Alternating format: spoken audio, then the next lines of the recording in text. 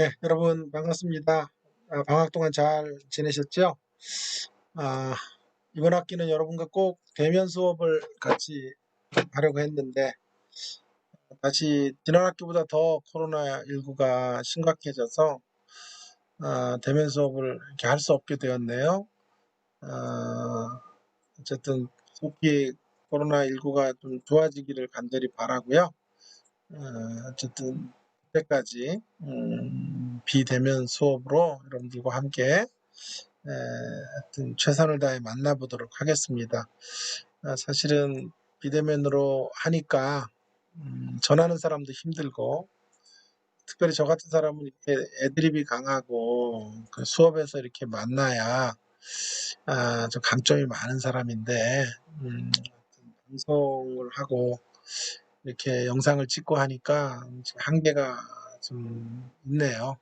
그래도 어쨌든 지난 학기도 좀 초창기에는 좀 헤맸는데 갈수록 많이 좋다고 그 이야기를 저한테 해주셔서 아마 제 논문 저 밑에 쓰는 분들이 저한테 잘 보여야 돼서 그런 얘기 했는지 몰라도 어쨌든 갈수록 기술도 늘고 좋아졌다고 그래서 기대를 갖고 그렇게 해보도록 그렇게 하겠습니다.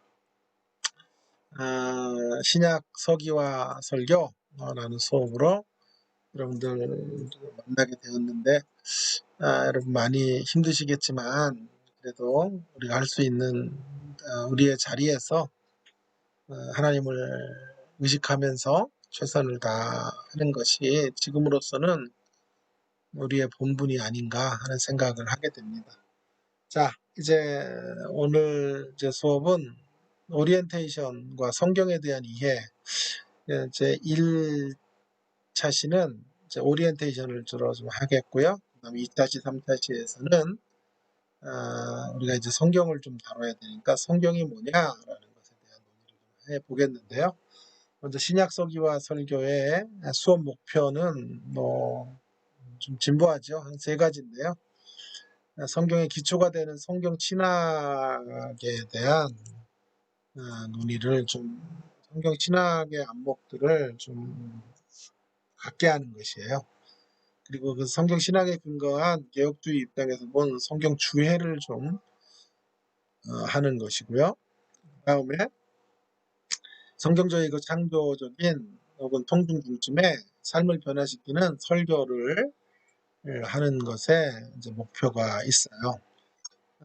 수업 내용은 특별히 신약 내러티브 가운데 좀 가장 많이 알려져 있다고 할 수 있는 요한복음을 좀 선택을 해서 서기와 강해 그리고 설교를 향한 길들을 모색해 가는 그런 수업을 진행해 가도록 그렇게 하겠습니다. 교재는 일단은 제가 만들었던 생명양식 요한복음이 올해 초에 이제 교수들과 함께 나누는 큐티용으로 나왔는데요. 자, 그것들을 제가 구된 강의안으로 써서 수업마다 매 시간마다 그 내용들을 좀 해서 여러분에게 올려드리도록 하겠고요. 그 다음에 여러분의 주 교재로는 그냥 좀 그래도 제가 추천하고 싶은 것은 게리 버즈의 NIV 적용 주석이라고 하는 건데 설교자들에게 참 유익한 다양한 적용거리가 있는 이런 주석이에요. 그래서 이 책을 뭐 많이 사용을 하게 되지는 않을지 몰라도 그래도 부분 필요할 때마다 사용을 할 테니까요. 일단은 교재를 책으로 구입하시면 될 것 같습니다. 자, 이제 중요한 것은 성적을 산출하고 과제에 대한 것일 텐데요. 일단은 출석은 20점, 그다음에 책을 요약하는 거는 제가 다음 주에 여러분들이 요약해 하셔야 그냥 요약이죠. 너무 어렵게 생각하지 마시고 요약할 수 있는 이렇게 해서 제출하실 수 있는 책들을 선별을 하겠습니다. 그래서 그거 하고 제일 중요한 건 이제 설교문 하나를 내는 건데 일단은 제가 기본적으로는 뭐 전문대학원 분들 잘 점수를 드리려고 하고 하기 때문에 큰 어려움이 없을 거예요. 일단은 설교를 하시는 것이 참 어렵지요. 그러나 피해갈 수는 없어요. 우리는 설교자로 살아가는 사람들이니까. 그래서 좀 설교를 낼 수밖에 없을 것 같아요. 설교학 수업에서도 설교문을 하지 않는다는 것도 좀 그렇고 해서 설교 한 편을 풀 스크립트로 해서 내는 것으로 성적을 매길 테니까 주로 여러분 이제 큰 어려움이 없을 거예요. 수업 편안하게 들으시고 은혜 받으시고 하면 될 테니까 여러분들 좀 많이 분발해 주시고요. 여러분 이제 인터넷으로 하다 보니까 제가 좀 더 많이 강의를 하게 돼요. 수업에서 만나면 여러분의 발제도 엄청나게 많이 시키고 할 텐데 그럴 수는 없을 것 같고요. 주로 제가 강의를 하는 쪽으로 해서 제 강의를 진행해 가도록 그렇게 하겠습니다. 자, 이제 그럼 페이퍼를 좀 어떻게 할 것인지에 대한 팁을 좀 알려드리고 오늘도 이해가 좀 안 되셨을 수 있으면 다음에 또 기회가 될 때마다 제가 알려드릴 테니까 잘 참고해 주시기를 바랍니다. 신약 서기와 설교 페이퍼 작성의 지침들은요. 요한복음 어떤 본문들이든지 임의로 설정을 하셔서 선정을 하셔서 설교문을 제출하시면 되는 건데요.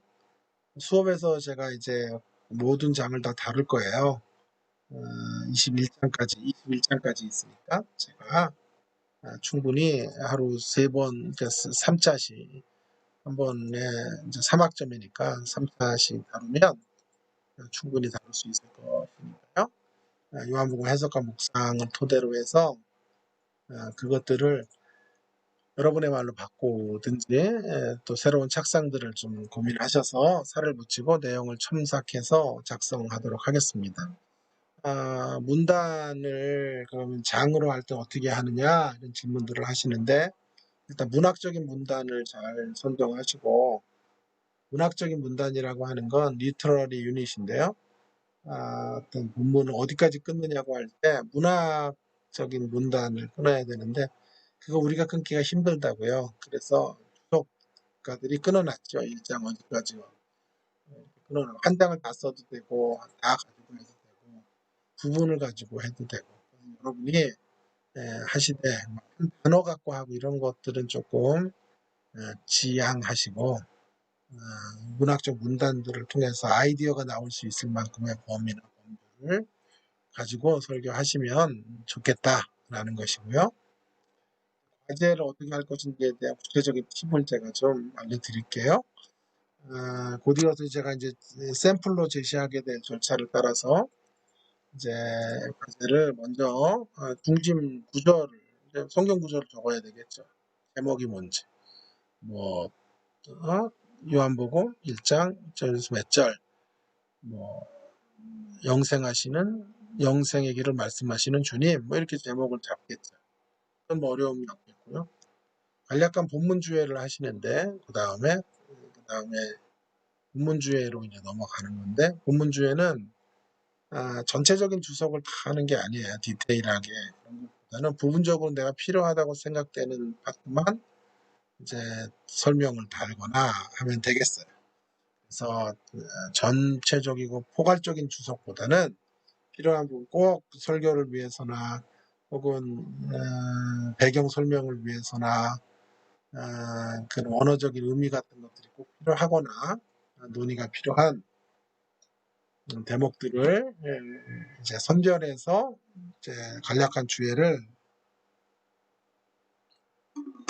하는 것입니다. 다음에 본문 묵상이나 설교적인 착상을 어떻게 하고 있는지 그리고 이제 설교의 개요를 그다음 설교문을 적는 큰 흐름에서는 한 4과정들을 통해서 이렇게 하는 것인데요. 분량은요. A4 용지로 10포인트로 해서 한 5, 6, 7페이지 5에서 한 7, 5에서 한 7페이지 정도 작성하시고 설교문은 그렇고 나머지 부분들 들을 한 2, 3페이지 정도 하시면 될 것 같아요. 나머지 부분이라는 건 제목 적고 주제 적고 그다음에 설교 책상 적고 개요 같은 거. 개요 같은 건 이제 설교문이 나오면 개요는 쉽게 만들 수 있죠. 그래서 총 6배에서 6에서 9페이지 정도 이렇게 제출하시면 될 것 같고 설교 대상은 주일 예배에 참석한 대예배 성인들을 중심으로 주일학교나 중고등부 대상은 하지 않겠습니다. 학기 말 한 주 전까지 14주차죠. 14주차 정도에 우리 과제 내는 창에 여러분 토론방 이런데 과제를 내는 그 사이트가 있죠. 거기에 제출하시면 될 것 같습니다. 자, 이제 그러면 한 예제를 좀 여러분들과 함께 좀 드릴게요. 페이퍼를 위한 예문으로 제가 만들어 보았는데 이런 절차를 따라서 하시면 된다. 조금 어렵다고 생각하시는 분들은 제가 또 개인적으로라도 여러 차례 얘기를 드리고 또 도와드릴 테니까 저한테 연락도 좀 주시고 하면 제가 친절하게 안내해 드려서 또 여러분이 또 잘할 수 있는 그런 방법들이 또 논문을 쓰는 분들은 또 조금 자기 논문과 관련돼서 페이퍼를 내고 싶어 하는 분들도 있을 테니까 그런 분들은 또 저랑 또 상의를 좀 해주세요. 그러면 제가 요한복음이나 내러티브 쪽을 말고 여러분의 논문과 연관될 수 있는 페이퍼를 쓰도록 해드릴 테니까 기본적으로는 이렇게 하시면 될 것 같은 생각이 듭니다. 자, 이제 조금 제가 팁을 좀 드리고요. 자, 일단은 이렇게 1번은 이거죠. 요한복음 몇 장, 몇 절, 중심 구절과 본문을 이제 적는 거죠. 중심 구절이 그죠. 보라 제3제를 두고 하는 하나님의 어린 양이로다. 1장 29절. 여러분 줄을 치고 날 필요는 없어요. 제가 여기가 아주 중요한 대목이기 때문에 줄을 친 건데 유대인들이 예루살렘에서 제사장들과 레위인들을 요한에게 보내어 내가 누구냐 물을 때 요한이 증언이 이러하니라. 요한이 드러내야 말하고 숨기지 아니하니 드러내야 하는 말이 나는 그리스도가 아니라. 근데 이렇게 자기는 그리스도가 아니라고 말하고 그 다음에 여기 중요한데 이튿날 정도에서 한번 볼까요? 성경 구절이죠. 요한이 예수께서 자기에게 나오심을 보고 이르되 보라 제상제를 지고 가는 하나님의 어린 양이로다 하며 내가 전에 말하기를 내 뒤에 오시는 사람이 있는데 나보다 앞선 것은 그가 나보다 먼저 계심이라 한 것이 이 사람을 가리킴이라. 여기 중요한 구절이에요. 나도 그를 알지 못하였으나 내가 와서 물로 세례를 베푸는 것은 그를 이스라엘에게 나타내려 함이라 하니라. 요한이 또 증언하여 이르되 내가 보매 성령이 비둘기같이 하늘에서부터 내려와서 그의 위에 머물렀더라. 나도 그를 알지 못하였으나 두 번 말하죠. 그러나 알지 못했으나 나를 보내어 물로 세례 베푸시는 이가 나에게 말씀하시되 그래서 이제 자기가 그리스도를 증언하는 소리로 등장했다라는 것이죠. 자, 이게 이제 본문의 본문이죠. 그다음 본문 주에는 제가 아까 뭐라 그랬어요? 전체적이고 전면적이고 총체적인 주애가 아니라 선별적인 주애라 그랬죠. 20절에 숨기지 아니하니라는 구절이 되게 중요한데 요한복음에서의 강조는 공간복음과 비교해 볼 때 세례 요한의 정체와 사역에 대하여 최소한의 관심만을 기울이죠. 대신에 요한이 그분의 정체를 밝히고 그를 높이는 것에 집중하고 있는데 그의 정직성과 자신의 자리에 대하여 정확한 인식을 가지고 있음을 알려줘요. 즉 요즘 자신의 위치를 넘어서는 사람들을 혼란스러워하는 현실 속에서 세례 요한은 귀감이 된다. 이 정도 하면 되겠어요. 세상제를 지고 가는 어린 양. 세상제를 지고 가는 속죄 제물로 어린 양을 말하고 있는데 흥미로운 것은 세상제를 지고 가는 사실은 하나님의 어린 양이에요. 여기 빠졌네요. 하나님의 어린 양. 하나님의 어린 양으로 세상제를 지고 가신다라는 것인데 왜 그런가요? 그것은 예수님의 특수성 때문에 그래요. 예수님의 특수성. 구약의 모든 양들은 인간이 마련한 어린 양이죠. 그러나 어린 양 예수님은 하나님이 직접 마련하신 독특한 양이시다. 하나님이 마련하신 양이시다. 자, 31절과 33절 같은 데 보시면 나도 그를 알지 못하였으나 라는 구절이 나오는데, 여인이 낳은 자 중에 가장 위대하다고 하는 세례 요한마저도 하늘에서 떨어진 자가 아니라는 것을 말해주고 있죠. 하늘에서 떨어진 게 아니라 만들어졌다. 물론 그는 남다른 신앙의 사람임을 부정해서는 안 돼요. 그렇다고 해서 그를 추앙해서도 안 돼요. 긴장과 조화가 있어요. 이런 긴장과 조화를 잘 말해주는 한편의 시가 있어요. 제가 좋아하는 시인데 꽃 한 송이에요. 들어보세요. 민들레 꽃 한 송이를 민들레가 피었다고 하면 하늘이 뭐가 되고 땅은 또 뭐가 되나. 하늘이 피었다고 하면 민들레는 뭐가 되나. 그래, 이 두 가지를 같이 가져야 된다는 거죠. 세례 요한이 위대한 여인이 나온 가장 위대한 자 중에 하나이지만 여전히 그도 한계가 있었죠. 여전히 그도 처음부터 주님을 알고 있었던 하늘에서 떨어진 존재가 아니었다. 여기가 이제 제가 굉장히 중요하게 여기는 설교적 포인트라고 할 수 있을 것 같아요. 자, 세 번째 단계에서는 이제 본문을 어떻게 묵상하고 또 혹은 설교에 대한 혹은 착상 같은 것들을 말하는 거예요. 이 본문을 이제 어떻게 끌고 갈 것인가 하는 것들인데 그 설명을 제가 해놨어요. 자, 읽어볼게요. 어두운 내눈 밝기서 진리를 보게 하소서. 진리의 열쇠 내게 주사 참빛을 찾게 하소서. 366장 1절 가사인데요. 찬송가 가사처럼 어두운 눈이 밝아져 진리 자체이신 예수님을 보게 된 사람이 세례 요한. 이 점을 부각하기라도 하듯 그는 31절 33절에 아까 얘기했죠. 어둠 가운데 있었죠. 알지 못하였다라는 말은 이걸 강조하고 있는 것을 봐요. 여자가 낳은 자 가운데 가장 위대하다고 칭찬을 받는 세례 요한도 원래부터 신앙심이 깊어서 진리이신 예수님을 알게 된 것이 아니다라고 하는 거죠. 그 어두운 눈을 밝히셔서 진리를 보게 하셔서 참빛을 보게 되었고 마침내 그 참빛을 증언하는 증인이 되었다. 진리에 대하여 문외한인 자리에서 진리에 붙들려 사는 자리로 나올 수 있게 되었다라는 것이죠. 제가 지금 페이퍼 어떻게 쓰는지 지금 말씀드리고 있는 거예요. 저 시간에. 저 1시차에서 세례 요한과 같이 위대한 사람도 알지 못하고 보지 못하던 자리에서 보고 소상히 알게 되는 자리로 나오게 되었다라는 사실이 우리에게 적지 않은 위안을 주죠. 세례 요한이 원래부터 비범한 사람으로 하늘에서 떨어진 존재가 아니라 하나님의 은혜의 손길 가운데서 만들어진 사람이라는 점이 여전히 어두운 눈과 좁은 시야로 살아가고 있는 우리들에게 충분히 새로워질 가능성이 있음을 시사해 주고 있다라고 말할 수 있어요. 그렇다면 세례 요한의 눈이 밝아져 보게 된 것의 핵심 골자는 무엇인가? 이에 대한 본문이 29절인데요. 그것은 한마디로 예수님을 그가 보게 된 게 뭐냐 하면요. 예수님을 세상죄를 지고 가는 하나님의 어린 양으로 보게 된 거예요. 인간의 가장 심각한 문제는 죄인이라는 사실인데 인생은 어떤 사람이 어느 사람의 말처럼 죄를 지어서 죄인이 아니라 죄인이기 때문에 죄를 짓는 것이죠. 아무리 결심을 해도 늘 떨어지는 자리는 별 수 없는 죄의 자리. 인간이에요. 그래서 별 수 없는 인간.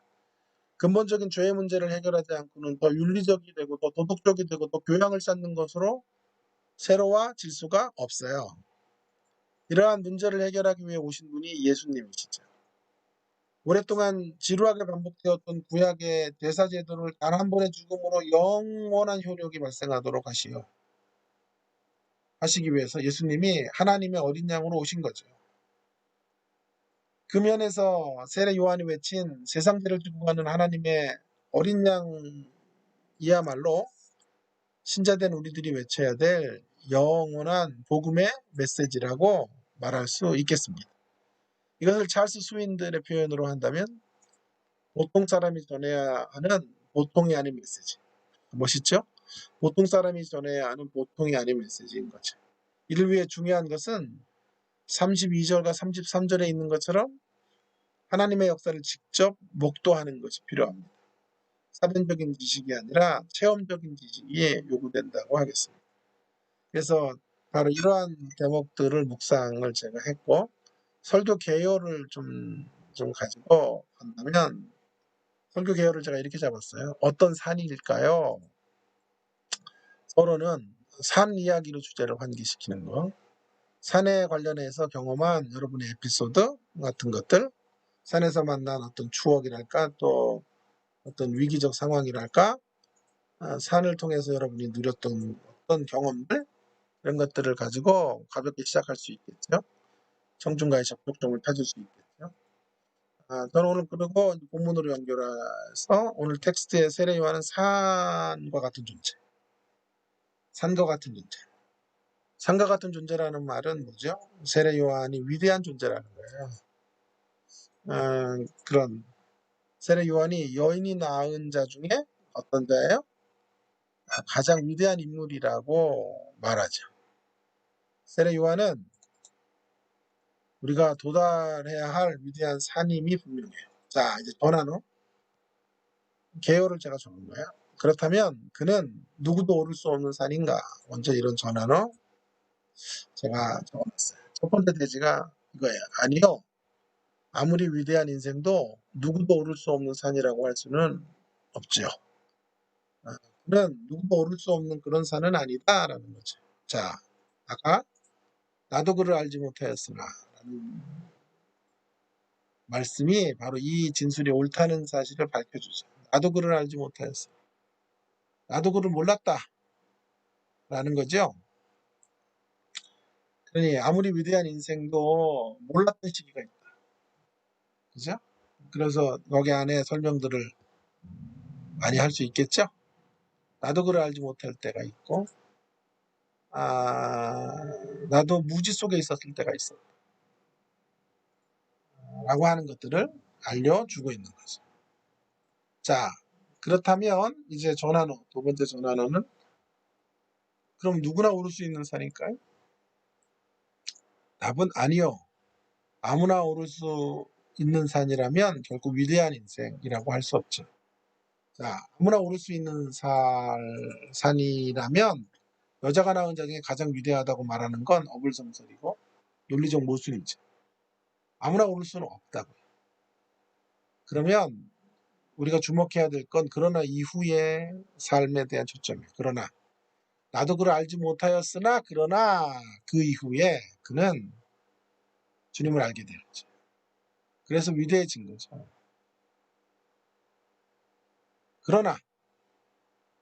그러나를 가지고 있습니다. 그러나 이전보다 그러나 이후의 멋진 삶들을 살아낼 수 있다. 위대한 신앙인 세례 요한은 전에 예수님에 대해서 제대로 알지 못했던 자리에서부터 그러나 거기 머물러 있었던 게 아니라 예수님을 증언하는 자리로 나오게 됩니다.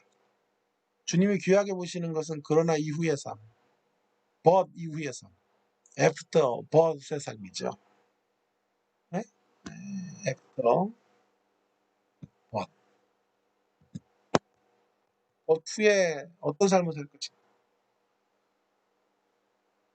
그러나 이전으로 돌아가지 않는, 그러나 이전 알지 못했던 어두운 식으로 돌아가지 않고, 퇴보하지 않고, 그러나 이후에 앞을 향해서 전진해가는 삶을 귀하게 보십니다.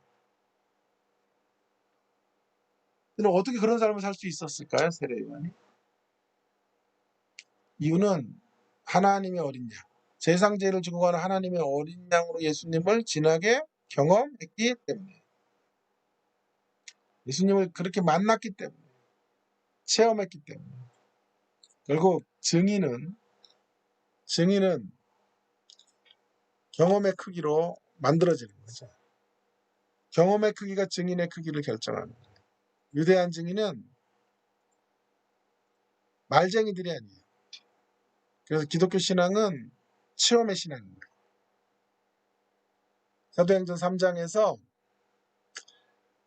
베드로와 요한이 안진뱅이를 붙여요. 은과 금은 내게 없거니와 내게 있는 것은 내게 주노니 나사렛 예수 그리스도의 이름으로 일어나 걸으라. 그 선포를 외쳤다고 걷게 된 거예요. 우리도 맨날 그런 거 외치는데 안 되잖아요. 그런 외침은 우리도 할 수 있어요. 근데 베드로의 외침으로는 사람이 일어나요. 어떻게 그런 일이 가능했을까요? 외침 자체도 대단한 거지만 그러한 선포 자체가 힘을 갖는 것도 중요하지만 누구를 통한 선포였느냐가 중요하지 않겠어요? 그는 성령을 경험한 자로 오순절을 지나온 자로 오순절의 아들로 선포하고 있기 때문에 그의 입으로 나온 증언은 역사하는 힘이 강한 거죠. 오늘 우리에게서는 그런 힘이 전달이 되지 않는 것이죠. 그게 바로 경험이죠, 경험. 그래서 거기 이런 구절이 있어요. 우리를 보라. 세상 죄를 지고 아니 우리를 보라. 그러니까 세상 은과 금은 내게 없거니와 내게 있는 것은 내게 준다고만 말씀하는 게 아니라 우리를 보라고 외치고 있는 거죠. 어떤 우리죠? 전에는 그리스도를 부인하고 배반하고 전에는 그리스도 없이 살았던 그리스도를 알았어도 자신의 중심성을 따라 그리스도를 경배하며 따랐던 사람.